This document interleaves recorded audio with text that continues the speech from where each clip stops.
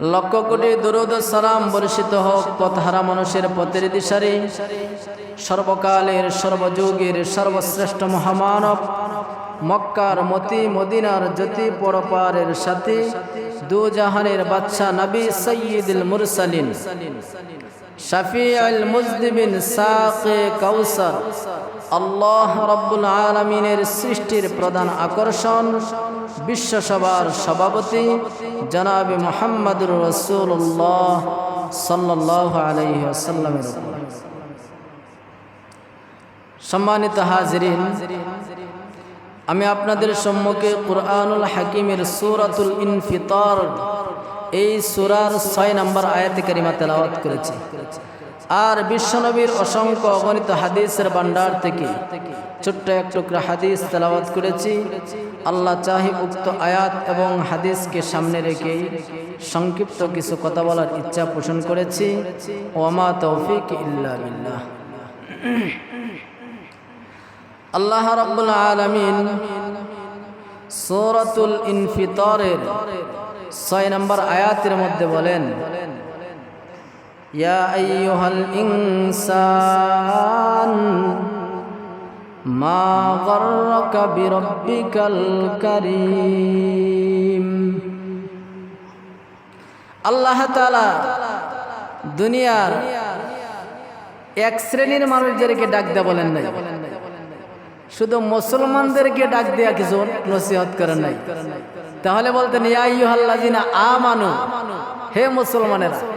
আল্লাহ তাআলা বলতেছেন ইয়া আইয়ুহাল ইনসান, হে পৃথিবীর মানুষ সকল। কুরআন সবার জন্য, শুধু মুসলমানরাই কোরআন পড়ব? হিন্দুগুলোকে পড়া নিষেধ, হিন্দুগুলোকেও পড়া যায় আছে।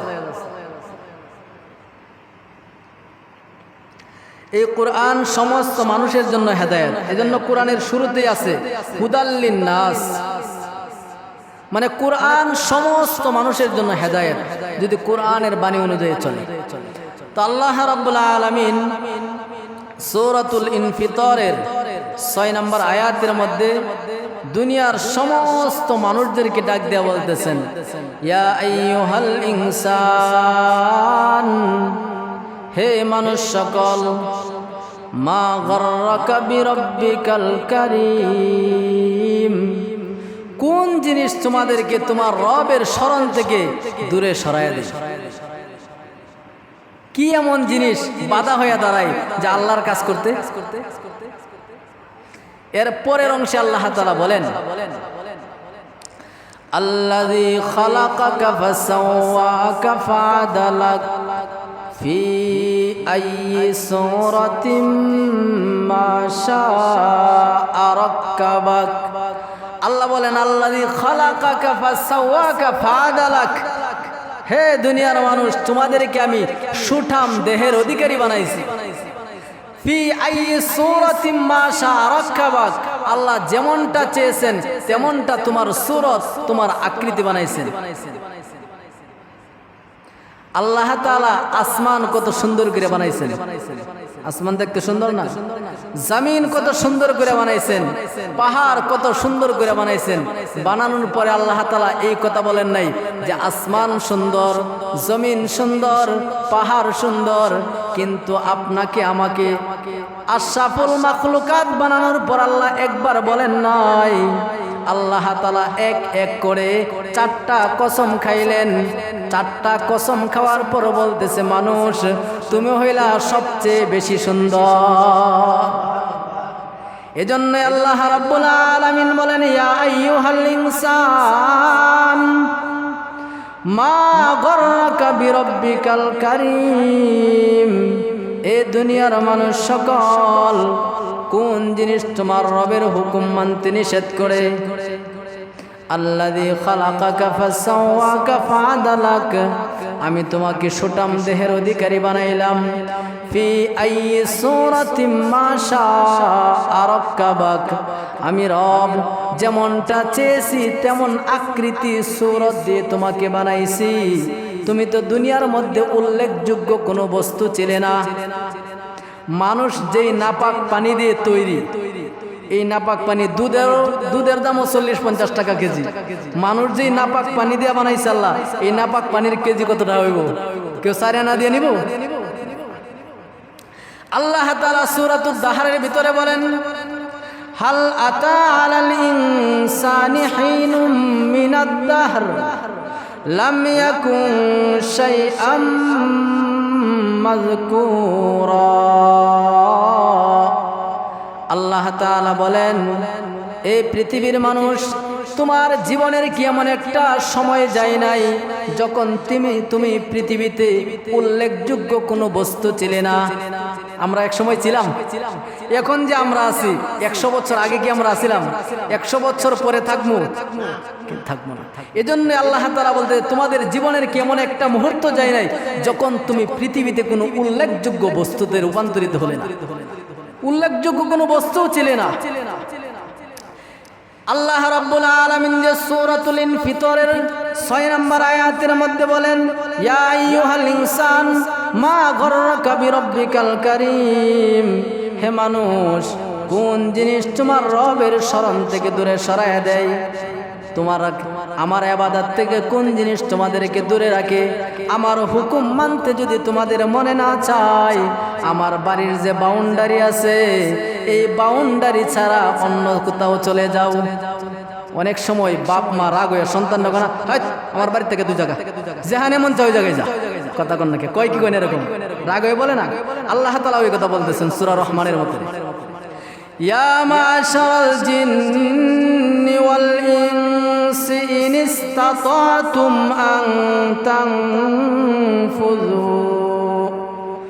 লা তানফুযুনা ইল্লা বিসুলতান।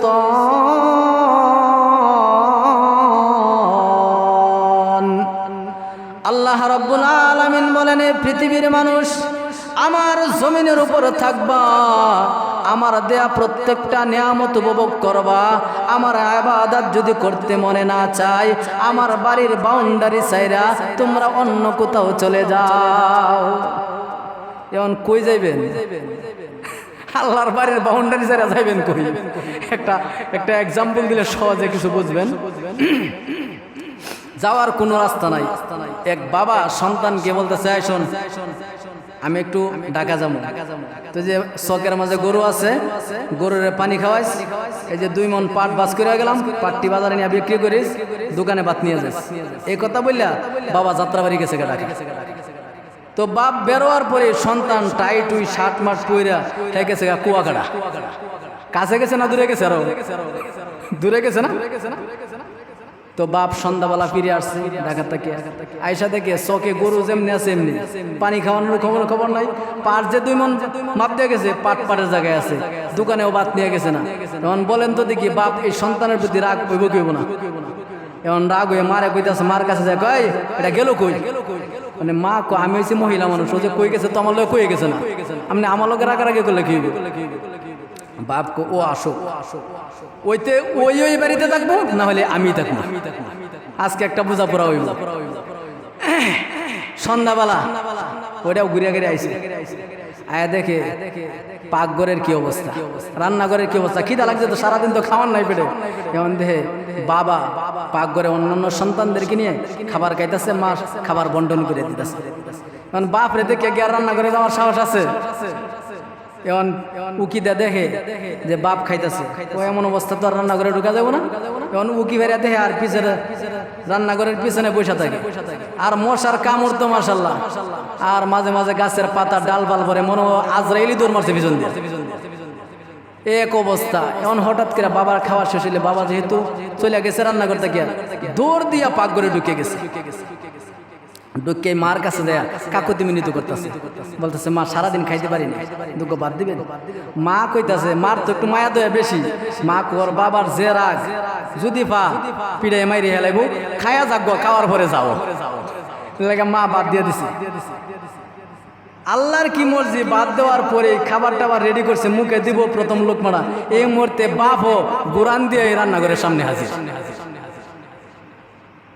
বাবা কই, আগে রাখতো কালো, এখন রাগেরটা কই কাল্ল। আমরা রাগের টেলা এরকম নাম বিক্রি কই না, তাই কই কাল্ল।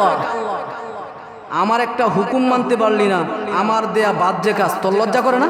তুই আমার বাড়ি থেকে বেরো, বেরো। এমন কিছু গোলামান আছে গাররা, বাপে কিন্তু আসলে এটা বাড়ি থেকে বেরোয়ার জন্য কইছে না, সারাদিন কাজ করছে না, সিলিন্ডার খুব গাব্ব। আমার এক ফ্রেন্ড আইছিল, আয়া নিয়ে গেছে, যাকে আর এরকম বলব না, সিলিন্ডার হওয়ার জন্য বাবা এই কথা বলছে। বাবার উদ্দেশ্য তো সন্তানকে ঘর থেকে বাইরে হওয়া দেওয়া না, কিন্তু কিছু সন্তান আছে গাররা, একটা বলে আরেকটা বুঝে। এখন হে কো আমনের বাড়িতে না থাকতে পারলে কি আর থাকার জায়গা নাই? হে বেশি বাইরে গেছি। তো বাবা যেহেতু গেছে আমার বাড়ি থেকে বাইরে এখন নানার বাড়ি গেছে, কারণ ছোটবেলা রাগ করে যাওয়ার মতো জায়গা তো একটাই, কথা কন না, নানার বাড়ি ছাড়া তো আর জায়গা নাই। আর বিয়ার পরে যদি রাগ করে মনে করবেন শ্বশুর বাড়ি গেছে, বুঝেন নাই কথা? তো এই যে অবস্থা, এবার হ্যাঁ কি রাগ করে নানার বাড়ি গেছে। এখন মা কইতাছে, মার তো একটু মায়া দেওয়া বেশি, ও সন্তান মানুষ, ছোট বয়স তো একটু ব্যতিক্রম করে, এই জন্য বাড়ি থেকে আমরা বাড়ি করে দেওয়া লাগে। বাবা কইতাছে, আমি কি তার বাইরে হওয়ার জন্য কইছি? হ্যাঁ রাগ হয়ে জায়গা খেয়ে কয়েকটা ছাতাটা দেও, যাই দেখে হি কই গেছি, এখন নানার বাড়ি গেছে, যায় দে ওই জায়গায় হাজির। কিরে এনে যাইলি? কয় আমার নানার বাড়ি। তোর নানার বাড়ি? আমার তো শ্বশুর বাড়ি। আমার শ্বশুর বাড়ি না হলে তোর নানার বাড়ি তো, কথা কন না কে? যেই সন্তান আমার হুকুম মানতে পারে না, আমার একটা কথা মানতে পারে না, ও আমার শ্বশুর বাড়ি থাকতে পারবো না, বাইরে। এখন শ্বশুর বাড়ি থেকে বাইরে গেছে, এখন কই যাইব? এখন গেছে খালাম্মার বাড়ি। বাপও গেছে খালাম্মার বাড়ি, বাপের তো শালি, ছোট হইলে শালি না, আর বড় হইলে জেড্ডুস। এক কথাই উত্তর দেন, বাইরার বাড়ি। ছোট হইলেও বাইরা, বড় হইলেও কি বাইরা, এক কথাই জবাব দেন। তো যায়া দেখে যে তার বাইরার বাড়ি সন্তান।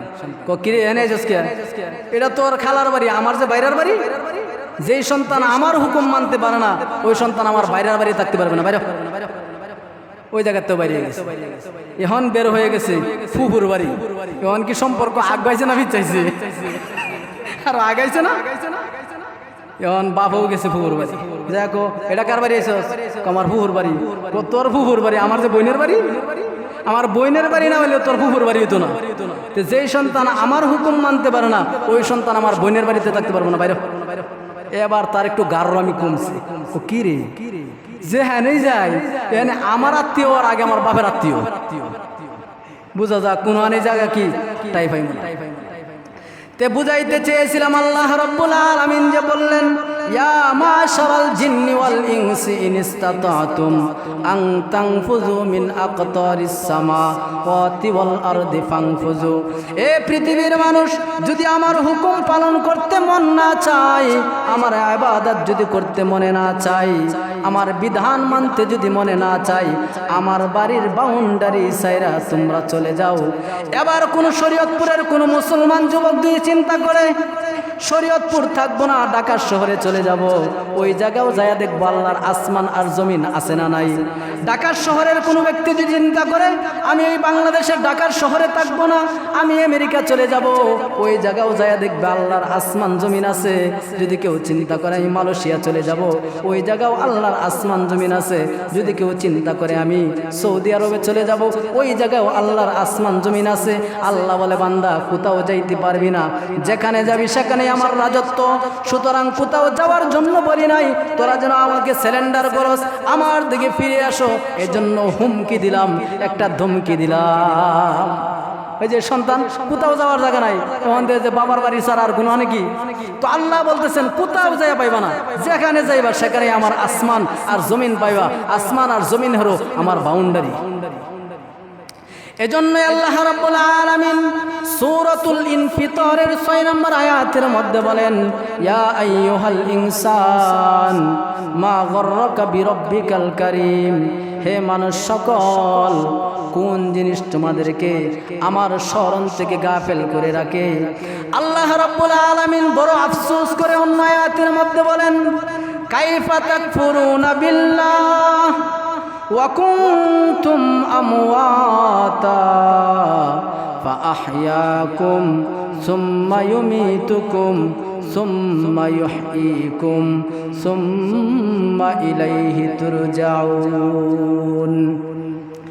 আল্লাহ রাব্বুল আলামিন বলেন, এ পৃথিবীর মানুষ, কি করে তোমরা আমি আল্লাহর সঙ্গে নাফরমানি করো? কি করে তোমরা আমার হুকুম থেকে দূরে সরে যাও, কি করে তোমরা আমার জমিনের উপর থেকে আমাকে বৃদ্ধাঙ্গুলি দেখাও, কি করে তোমরা আমার সভ্যতার সংস্কৃতির উল্টা পথে চলো। ওয়াকুনতুম আমওয়াতা, তোমরা তো ছিলে মরা, এই পৃথিবীতে তোমরা জীবিত ছিলে না। জীবন দিয়েছি আমি তোমাদেরকে, জীবন যে দিয়েছি একবারে দেই নাই। যেদিন থেকে জীবন দিয়েছি সেই দিন থেকে তোমাদের পিছনে আজরাইল ধাওয়া করতেছে। একটা রাত যাইতেছে, জীবনের একটা রাত কমে যাচ্ছে, একটা দিন যাচ্ছে, জীবনের একটা দিন কমে যাচ্ছে। আল্লাহ বলেন কদম সোয়ে মরকদ নজর সোয়ে দুনিয়া কেদার যা রাহা হে কেদার দা কেতা হে। কবি আল্লাহ রাব্বুল আলামিন আয়াতের তরজমা করতেছেন, এ পৃথিবীর মানুষ, তোমার কদম তো কবরের দিকে যাইতেছে, আর নজর সোয়ে দুনিয়া, তোমার নজর তো দুনিয়ার চাকচিক্যর দিকে। কেমনে গাড়ি করবা, কেমনে বাড়ি করবা, কেমনে ওটা করবা, কেমনে সেটা করবা, এরকম করতে করতে এমন একটা সময় আসবে। আল্লাহর কুরআন বলে আল্লাহাকুমুত তাকাসুর হাত্তা যুরতুমুল মাকাবির, তোমার দুনিয়ার মায়ামোহ কবরে তোমাকে নিয়ে যাবে, এমন একটা সময় চলে আসবে। এজন্যই আল্লাহ বড় আফসোস করে বলেন কাইফা তাকফুরুনা বিল্লাহ ওয়া কুনতুম আমওয়াতা। এ পৃথিবীর মানুষ, কি করে তোমরা আমি আল্লাহর সঙ্গে নাফরমানি করো। ওয়া কুনতুম আমওয়াতা, তোমরা তো ছিলে মরা, জীবন দিয়েছি আমি, জীবন যে দিলাম একবারে দেই নাই, আবার তোমাদেরকে আমার কাছে নিয়ে আসবো, কবরের জগতে তোমাদেরকে রাখবো। ওই কবরের জগতে যখন থাকবা, কোনো কবরে বন্ধু থাকবে না, বান্ধব থাকবে না, সাথী সঙ্গী কেউ থাকবে না। এজন্যই নবীজির সবচেয়ে প্রিয় যে স্ত্রী ছিলেন, যিনি 65 বছরে ইন্তেকাল করেছেন, যাকে আল্লাহ রাব্বুল আলামিন নিজেই সালাম দিয়েছিলেন, সেই স্ত্রী ইন্তেকাল করার পূর্বে নবীজির কাছে 4টা আবদার করেছিলেন, যার নাম হযরতে খাদিজাতুল কুবরা রাদিয়াল্লাহু তাআলা আনহা। নবীজিকে বলেন ইয়া রাসূলুল্লাহ, ইয়া হাবিবাল্লাহ, ওগো নবীজি, আমি যদি ইন্তেকাল করি তাহলে কবরে আমার কি অবস্থা হবে? কবরকে তো আমার ভয় হয়, কবরের জিন্দেগি কিভাবে কাটবো? আপনার কাছে আমার 4টা আবদার। 1 নাম্বার হলো, আমি যখন মারা যাব তখন আপনার নিজের হাত দিয়ে আমাকে গোসল করাইবেন। কারণ কি, যেই জায়গার মধ্যে আপনার রহমতের হাত পড়েছে সেই জায়গা জাহান্নামের আগুন স্পর্শ করে না। এজন্য আপনার হাত দিয়া আমার শরীরটা ডলে ডলে গোসল করাইবেন। 2 নাম্বার হলো, আপনি গায়ের একটা জুব্বা দিয়ে আমাকে কাফন পরাইবেন। 3 নাম্বার হলো, আপনি কবরে নিয়ে আমাকে নামবেন। 4 নাম্বার হলো, আপনি নিজে জানাজার নামাজ পড়াইবেন। জানাজার নামাজ পড়ানোর পর কবরে দাফন করার পর আপনি চলে আসবেন না, আপনি দাঁড়িয়ে থাকবেন। কারণ আমার ভয় হয় আমি কি কবরের সওয়ালের জবাব সঠিকভাবে দিতে পারি কিনা, এই ভয় আমার হয়। এজন্যই ফকিহগণ মাসআলা লিখেছেন, কারণ যদি স্বামী যদি মারা যায়, স্ত্রী যদি মারা যায়, স্বামী যদি জানাজার নামাজ পড়ায়, এই স্বামীর দিলের ভিতরে এই কথাগুলো জাগ্রত হয়ে যাবে যে এই বিবির সঙ্গে আমি অনেক দিন ধরে সংসার করেছি, মনটা ভেঙে যাবে। আর ভাঙ্গা দিল নিয়ে যদি আল্লাহর কাছে কান্না করে, আল্লাহ তাআলা সেই কান্না বেশি পছন্দ করেন। এজন্য শরীয়তের নিয়ম হলো, বাবা মারা যাবে সন্তান জানাজা পড়াবে, সন্তান মারা যাবে বাবা জানাজা পড়াবে। যদি বাপ মারা যায় সন্তান যদি জানাজা পড়ায়, সেই সন্তানের জানাজার নামাজ আর ইমাম সাহেবের জানাজার নামাজ আকাশ আর জমিন পার্থক্য থাকবে। এজন্যই মুসলমান যুবকদেরকে বলবো, মনটা কি চায় না একজন আলেমের বাবা হও, একজন হাফেজ কোরআনের বাবা হও? মা বোনদেরকে বলবো, যদি একটা সন্তানকে হাফেজ বানাইতে পারেন, আলেম বানাইতে পারেন, আপনার জানাজা আপনার সন্তান পড়াবে, আপনার কবরের পাশে যে সন্তান ইয়াসিন পড়বে। নবীজি হাদিসের মধ্যে বলেন, কোনো বাবার কবরের পাশে, কোনো মার কবরের পাশে যদি সন্তান যায় ইয়াসিন সূরা তেলাওয়াত করে, আল্লাহর হাবিব বলেন ইয়াসিন সূরা পড়তে দেরি হয়, কিন্তু কবরের আযাব মাফ করতে আল্লাহ দেরি করেন না। এজন্যই হাদিসের কিতাবের মধ্যে এসেছে, আল্লাহর হাবিবে কিবরিয়া নবী আম্মাজান খাদিজাতুল কুবরা ইন্তেকাল করার পর নিজের হাতে গোসল দিয়েছেন, নিজের একটা জুব্বা দিয়ে কাফন চড়াইছেন, নিজেই দাফনের কাজ শেষ করে জানাজা কমপ্লিট করে যখন সমস্ত সাহাবীরা চলে আসতেছেন, এমন সময় নবীজি কবরের পাশে দাঁড়িয়ে আছেন। সাহাবী হযরত আবু বকর, হযরত ওমর নবীজিকে বলেন, ইয়া রাসূলুল্লাহ, ইয়া হাবিবাল্লাহ, ওগো নবীজি আপনি কি জন্য যান না? আল্লাহর হাবিব বলেন, ও আবু বকর, ও ওমর, আলী শোনো, আমি তো ওয়াদা দিয়েছিলাম খাদিজাকে মাটি দেওয়ার পর আমি তার কবরের পাশ থেকে যাব না যতক্ষণ পর্যন্ত কবরের জবাবগুলো না দেব। কিছুক্ষণের মধ্যে জিবরিল আলাইহিস সালাম নবীজির কাছে আগমন করলেন। জিবরিল এসে বলে, ইয়া রাসূলুল্লাহ, আপনি কি জন্য দাঁড়িয়ে আছেন? আপনি মনে হয় খাদিজার কবরের সওয়ালের জবাব দেওয়ার জন্য দাঁড়িয়ে আছেন। ওগো নবীজি, আপনার সওয়ালের জবাব দিতে হবে না। যেই দিন আপনি নবীজি খাদিজাকে বলেছিলেন এই 4টা কাজ করবেন, ওই দিন আল্লাহ রাব্বুল আলামিন কবরের ফেরেশতাদেরকে বলে দিয়েছেন, ও ফেরেশতারা, খাদিজাকে তোমরা প্রশ্ন করো না, কারণ খাদিজা হলো আমার নবীর কষ্টের দিনের সাথী। যেহেতু নবী এই কথাগুলোর জিম্মাদারি নিয়েছেন, এই প্রশ্নগুলোর জবাব আমি আল্লাহ নিজের জিম্মাদারিতে নিয়ে নিলাম। এজন্যই নবী যে হাদিসের মধ্যে বলেন, ইয়াতিহি মালাকাইনে, যখন কোনো মানুষকে কবরে দাফন করা হয় তখন 2 জন ফেরেশতা এসে তাকে বসানোর পর প্রশ্ন করে, মার রব্বুকা, তোমার রবকে? যদি সেই ব্যক্তি দুনিয়ার সাথে রবের সাথে সম্পর্ক থাকে, রবের প্রত্যেকটা হুকুম আহকাম মানে, ওই ব্যক্তির মুখ দিয়ে অটোমেটিক বের হয়ে যায় রব্বি আল্লাহ, আমার রব হলো আল্লাহ। দ্বিতীয় প্রশ্ন করে, মা দিনুকা, তোমার দিন কি? দুনিয়ার মধ্যে যদি ইসলাম ধর্ম পালন করে শুধু সাইনবোর্ড লাগায় না, আমরা তো এখন ইসলামটাকে পুঁজি বানায়া চলি, ইসলামটাকে পুঁজি বানাই। ফলপট্টিতে ঢুকবেন, দেখবেন কিছু মুসলমানের মুখে দাড়ি, মাথাও টুপি, যা দেখবেন কি পরিমাণ যে মিথ্যা কথা বলে। এই ইসলামটাকে সাইনবোর্ড হিসাবে ব্যবহার করে পুঁজি বানায় ব্যবসা করতেছে। মনে করবো তো টুপি মাথায়, দাড়িও মুখে আছে, সত্য কথাই বলে, সব 2 নাম্বারই। নাম কইলেও চিনে লাগবেন, নাম কমো না, ওই লোকের নাম বলবো না। এই জন্যই নবীজি বলেছেন, মা দিনুকা, তোমরা দিন যদি দুনিয়ার মধ্যে পালন করো, ওই সময় অটোমেটিক মুখ থেকে বের হয়ে যাবে দিনী আল ইসলাম। দুনিয়ার মধ্যে যদি তোমাদের সম্পর্ক থাকে মুহাম্মদুর রাসূলুল্লাহ সাল্লাল্লাহু আলাইহি ওয়াসাল্লাম সম্পর্কে, নবীজিকে এইভাবে দেখায় বলবেন, মান হাজার রাজুলু, এই ব্যক্তিকে তোমরা চিনোনি। যদি দুনিয়ার মধ্যে নবীর আদর্শকে বাস্তবায়ন করে, নবীজির সুন্নতের অনুসরণ করে, সেই ব্যক্তির জবান থেকে অটোমেটিক বের হয়ে যাবে, তিনি হলেন আমাদের রাসূল। ফেরেশতারা প্রশ্ন করবে, ও আল্লাহর বান্দা, তোমরা তাকে কিভাবে চিনো? ওই মুমিন ব্যক্তির অটোমেটিক মুখ থেকে বের হয়ে যাবে, আমরা কোরআনের মধ্যে পড়েছি, এমনকি নবীর উপরে ঈমান এনেছি। এমন সময় আসমান থেকে একটা ঘোষণা আসবে, ফাবশিরুহু মিনাল জান্নাহ ওয়া আলবিসুহু মিনাল জান্নাহ ওয়া আফতাহু লাহু বাবান ইলাল জান্নাহ।